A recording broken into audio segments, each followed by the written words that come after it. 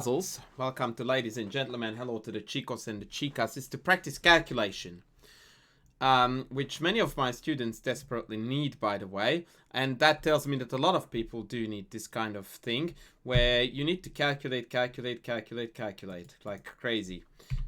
So, for example, in the given position, the best way to approach this puzzle is that we need to obviously promote the pawns. Now, the faster the merrier.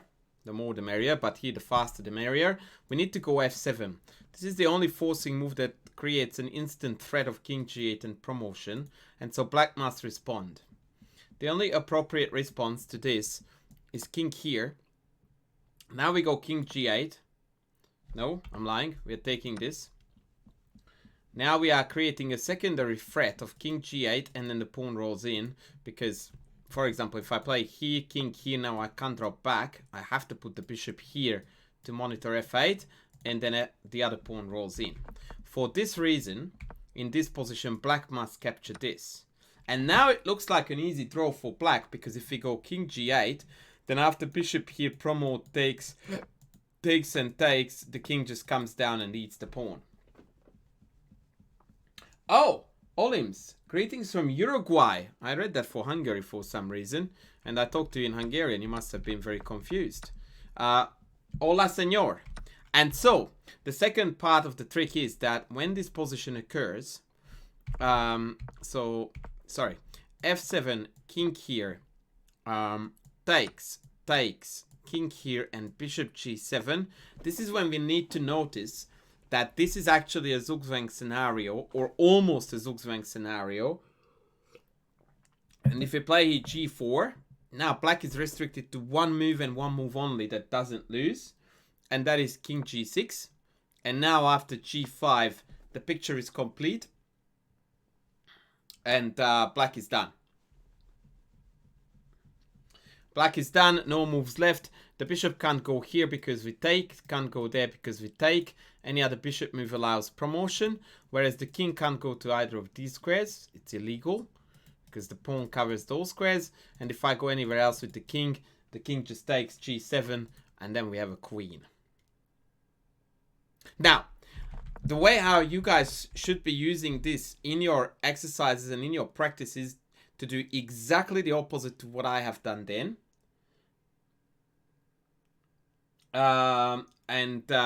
Do not move the pieces.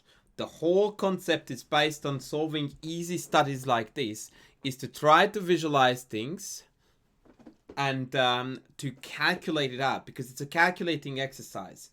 If you don't calculate it out all the way to the end, that defeats the purpose of the puzzle. So on that note, I'm going to show you a new one, and we'll see how we go. This is a very famous one. And once again, I'm going to model this to you, how to solve this. Okay? Chat, if you would like to engage, you're more than welcome to do so. So here the motive that stands out, as soon as you look at the board, you notice that if you go check, king goes back rank, check, we win. Right? Now, when it comes to studies, composed puzzles, where one side needs to achieve a draw or a win, usually such motives, when they are that apparent, they play an important role in the study and in the solution. But then you go like, okay, so check here, you continue with check, and it forces the king to d5. And then you go like, oh, sweet, we got it. King d3 and c4 mate. And then you realize, and this is already a very good way, by the way, and this is another important thing that a couple of studies I will show you later on will feature this thing, where black has a very strong counterplay. And so we need to calculate and reckon with the best counterplay on the other side too. And that's a perfect way to model what happens in a real chess game. Because if you don't expect the very best move from your opponent, then you have got major issues, because then, you know, when it comes and it happens on the board, then you are stuck. So we must expect the best moves from black. And thus we realize that if check he, king d3, then in fact queen a6 check not only stops the mate, but we are still losing. And this is where a lot of players fail, because then they can't figure out a way to overcome the problem. So a good way to approach this, in my opinion, is to recognize the fact that after check here, here, here, there is a potential checkmate net here with king d3 and c4. However, this is not doable at the moment because the queen is ready to foil the party. But then you realize, if you are a sneaky little customer, that actually I don't need the queen for this mate motif to work at all. And so we instantly hit upon the idea that check, check here, and then check. Hitting the queen and the king at the same time forces black to take.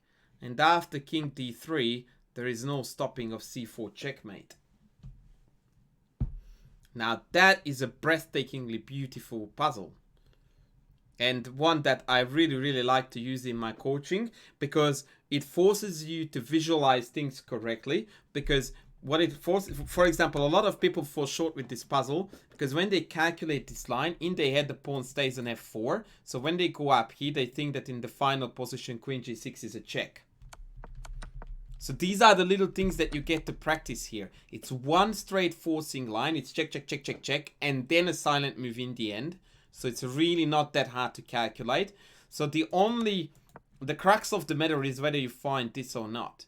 But you're kind of forced into, because this looks so nice that you really don't want to give up on that idea. And we need to decoy the queen from the corner. So the check just completes the picture beautifully. And now you realize how harmful this bishop is on g3. Moving on to the next one. I have got a fair few to show you. Okay, this is one of my all-time favorite. I always show this to my students. This is such a good one. And there is a reason why this is great. This is the ultimate way to model to students how to understand opponent counterplay and how to always incorporate into your thinking the concept that you must be on the lookout all the time, every time, for your opponent's best play. Yes, exactly, OISDK. That's precisely the point of the previous study, that it's difficult to visualize that the king on d5 is embedded in the chain of the white pawns in such a unique way that it actually doesn't have an escape square and any check is a mate. Now, here we go. White to move and win. Once again, there is an abundance of checking lines, and usually people come back to me when I show this study to them very quickly, very, very quickly, within a minute or two, especially those who are tactically quite alert. And lots of hints are there. For example, c5 is screaming to be the first move because king takes loses to knight e4. And like I said already in the previous study, when such little hints are dropped along the way, it usually means that we are on the right track. And then usually students pick up on the fact that check, king takes check, pawn takes bishop e3, pinning the queen king, and if queen takes knight c4 check, and the game is over, done and dusted. And that is the trap of the study. And for this reason, I love this example, because it's reasonably easy to find this, and then we are very, very often falling into this mistake that, oh yeah, we're done. And thus, we overlook a very, very clever resource for black. So when a study is proving to be this easy, you almost always need to suspect that something is amiss. It's almost too easy to be true. And then, this is always what I tell my students, that just like in a chess game, you must look for black's best responses. What is black's best? And when pushed and prodded, then they often come upon the idea that after bishop e3, there is this beautiful king a5 move here for black. And now we can't take the queen because of stalemate. Now, if you don't find this as the solver, you totally failed to explore the depth of the position. Because that means that we failed to find the best move for black, which means that for all we know, we failed to solve the puzzle. And to be fair, now we need to go back here. Very important that you go back to the starting position and you start calculating again. Even though the position that I actually played out for you was still part of the solution. And then in your head, you go like this. Okay, I go check, queen takes, check takes, bishop e3, king a5. Now, if I can't take, then I must continue with checks. So I go b4 check. Now, if you are a good calculator, at this point you remember that there is a pawn here on a4 for black. So en passant is legal. But that means that it releases the stalemate. So now we can take the queen and win. Okay, tick. If b4 check is captured by the black king, again, we take the queen and win. Tick. Finally, after c5 takes, knight a4 takes, bishop e3, king a5, b4 check. If the queen takes, the last and final beautifully evil bishop d2. Again, creating a new pin, and the bishop can't be captured because of check takes. And now you understand the purpose of this pawn here, because in the very final position of the study, we actually need that pawn to win. Bishop here, and if they take, we check, we take this, and the pawn rolls in. Note that if they play in this position c5, you don't have to take it. Not that there is anything wrong with that, but if I was white here, I would just push. Because it's not your interest to bring the black pawns closer to you and closer to baseline. Now they are stuck. They will have to do something like this. Then you take, and then it's just queen in the next two moves. So this is an ultimate way to practice calculation. Not so much the calculation, the width of the calculation, but the depth of it. Because it's one straight line, but in that line you are forced to find both moves for, best moves for both sides. And so that is one of my all-time favorite studies to use with students to solve. By the way, Morphy fan, I will share this with you in a bit, because this is quite beautiful and quite useful too to work on these. Let me get the next one up. The next one up is one that I have already shown on the stream once, and Midas actually solved it, who is also my student, so he's used to these things a little bit at least. Occasionally I do show him these things. By the way, I recommend to get started with this when you are about 1700 or thereabouts. Megalodon, thanks for the follow, because otherwise it just becomes a little bit like... Actually, you can start earlier, but it's best if it's given to you by a coach who knows how difficult the studies are. Because if you just crack a book open and you find one, you might come across one that would take Kasparov 2 days to solve. So what's the point? Total waste of time. Oh, GM Malcolmian raiding the party. Thank you so much. I didn't realize that. Thank you so much, sir. The irony is, what a small world we live in, that he's probably about... Actually... He's closer than 5 kilometers to me right now. That's quite a scary thought. That's how small the world is. So, white to move and draw. White to move and draw is the next study. And here again, pattern recognition is key, because otherwise this puzzle is next to impossible to solve. The first move is very easy. You go check, king takes... check, and if king takes, then we check down the pawn, and that's an easy draw. Done, dusted. Thank you. But unfortunately for us, after rook b5, king takes a6. Thank you, GM Malcolmian, for the follow. Appreciate that, mate. Cheers, mate. Thank you. Now it looks like we are stuck. And so here white needs to come up with a very clever idea. And usually people of lower level chess really struggle with the next move to come, because people really, really hate the concept of putting pieces on prey, especially when we are putting them on prey without capturing something, and even more so when the idea appears to be very, very obscure. So in order to explain to you how this study works really, really well, I'm going to show you something like an analogy, which is something that I really like to utilize. GMBMW, thank you. Why did my board shrink? Oh, it didn't. Okay, so check this out. I'm going to go clear the board. Clear the board. Thank you, One Opinions. And I'm going to show you a very, very common draw motif that is very handy to keep in mind if you are a practical player. Okay, so I'm going to show you this. Cool beans. So let's start from here. Let's load this up.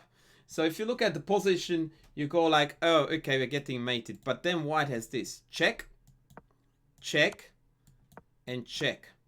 And now the king cannot go to the corner because then there is mate. So I have to come back here, check, king back, and the knight checks and defends the rook, and that's a draw.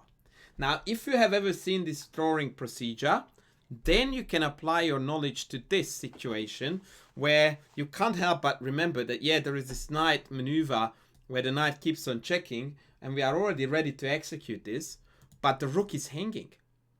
And then you hit upon the idea, which is utterly ridiculous at first sight, that we need to play rook b3 in this position in order to make this work. And indeed, it works like charm, because if black takes it, then we check, here, take. And here you need to still calculate, because here this is tricky. White is just close enough to block the king in and score the draw, which is pretty spectacular. And the main concept of the study is that if they promote to queen, then we go check, and now the previously shown motif is going to give us a perpetual check. So that's another one. Now, like I said already during this little section of the stream, which is going to go on YouTube, this is a part of chess that is very difficult to sort of administer to yourself. Because like I said, it's tricky to pick studies that are of the right strength. So unless you have a coach who knows a thing or two about studies, it's very easy to come across studies that are insanely complicated. Nonetheless, I do think that this is a really, really fun and educational and cool way to improve calculating skills. And as such, like I said, I really like to rely on these. And usually the students enjoy them a fair bit too. I show you an easy one. One of the most famous chess books ever written about studies is actually called Domination in 2500 and blah blah blah studies by Kubel. And domination is indeed a very common topic of these studies. And domination in general just means that a piece is basically trapped on an open board. I think that's a good way to go about it. Oopsie daisy, sorry. No, I messed this up. No. Soz, give me a sec. Analysis, we need Fen. Yep, here we go. So this one is a very good example of that, because this at first sight looks like a ridiculously simple draw, right? You look at it like, what have we got? Absolutely nothing. Like, we need to win this bishop in order to be able to win this game. It's a totally open board. The bishop has got 5 million squares to go to. Forget it. But then you start calculating and you realize that this knight check combined with another knight check afterwards, depending on whether the king goes here or here, we are going to have an extreme number of either discovered or direct checks that can attack the bishop. And so we start calculating and we go like, okay, here. And all of a sudden we realize that this diagonal is actually surprisingly short. So it can go here. Can go to d4, but that's the first line when we immediately notice a beautiful trick here. And that is, and again, this is how you calculate. You don't play this out. So when you solve it, you go like this. King f3, bishop d4, knight check. If the king goes to either of these, I go knight f5 check, discover check, and take the bishop, win. King f3, bishop d4, knight d6 check, king here. And now comes a motif I haven't spoken about yet, because now neither checks do anything because the black bishop is here. Instead, after king here, bishop here, knight check, king d8, we go bishop a5 check, king e7 forced, and again the knight fork wins the bishop. Breathtaking stuff. Okay, so we continue calculating. King here, bishop a7. How do we win that? Okay, again we go check. Now these two lose to knight c8 and we pick off the bishop. King here, bishop check, king here, and now the knight goes here to check down the bishop with a beautiful fork. Done. King here, we have dealt with bishop here and the bishop here. We have got bishop here and bishop here. Now bishop here loses to king g2 when the previous lines repeat, because the white king's location is irrelevant. And so we are finally looking at bishop h4. Again, we go for the check, because you see that if the king goes to either here or here, knight f5 wins the bishop. And if king d8, then again the same trickery, bishop a5, king e7, knight f5 check, and the bishop is ours. Once again, a breathtaking mechanism allows us to pull off these beautiful forks, and now we can play out the solution. And no matter where the bishop goes, it gets dominated in every single line. Here, check, here, and check. And that's it. And last but not least, if the bishop goes to d4, check, here, and now the check comes from here. Poor bugger had so many squares, and yet not a safe escape anywhere to be seen at all. Once again, you can clearly see how this helps you to calculate, because the position is very basic. It's a very simple position. It only has 6 pieces on the board. When you have got a very complex middle game scenario, there will be lots of pieces, 14, 18, 20 pieces on the board, double, triple of that. And so this is a very good environment to practice it, because there are fewer lines. They are deep, but they are smaller in numbers. And so it's basically a mini version of what's awaiting for you in real chess. And so this is why I very highly recommend you to engage with these studies. They are fun. They are a little bit different. So it can spice up the daily usual grind. And like I said, they are a fabulous vehicle for practicing those, or a fabulous tool to practice calculation. So that will be it for YouTube. Thank you very much for tuning in. And now the stream carries on. Bye.